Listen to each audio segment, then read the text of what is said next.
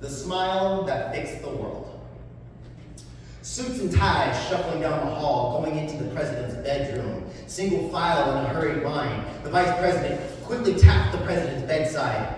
Mr. President, there's an emergency. Lazily, still wiping sleep from his eyes, the president gave a quick smile. But still full-hearted and wide, the treasurer looked up and down their tablet, trying to stifle a worried rage. It looked up and, after a while, staring at the room, saying, nothing's changed. Everyone looked about in shock. Determined, the president put on his shoes and socks, one attendant sliding on his coat, the other giving him a massage. As the president was ready, he and his cabinet scurried down the hall in full entourage. The CIA opened the door, and the president hurried out. The people were gathered at the foot of the podium, a cacophony of chants and shouts.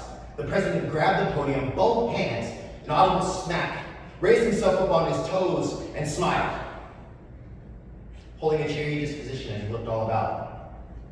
The people prayed, and a few aides analyzed, everyone holding their breath, hopeful looks in their eyes. One aide let out a shriek, as if to witness the worst of their fears. Another aide wailed loudly, fighting a stream of tears. His people's wails and desperate pleas led the president to take drastic action. He tore his shirt, got upon his knees, shining his pearly whites to the celestial entities as if to claim, look at me, I am smiling.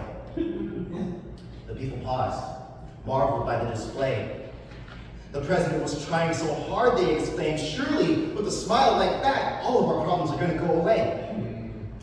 Yet the aides continued to sweat, tapping away at their tablets, crying out as the figures continued to rapidly recede. The president clenched his teeth harder and harder. His teeth began to crack, his gums began to bleed. Nothing was changing, but he had one last trick up his sleeve. To save his people from this depression and give them relief, not changing his smile, nay, even puckering a lip, the president walked back, took his stance, got a running start, performing a series of cartwheels and flips. Yet his desperation led him to be careless. In attempting a somersault, he vaulted over the terrace. He hit the ground.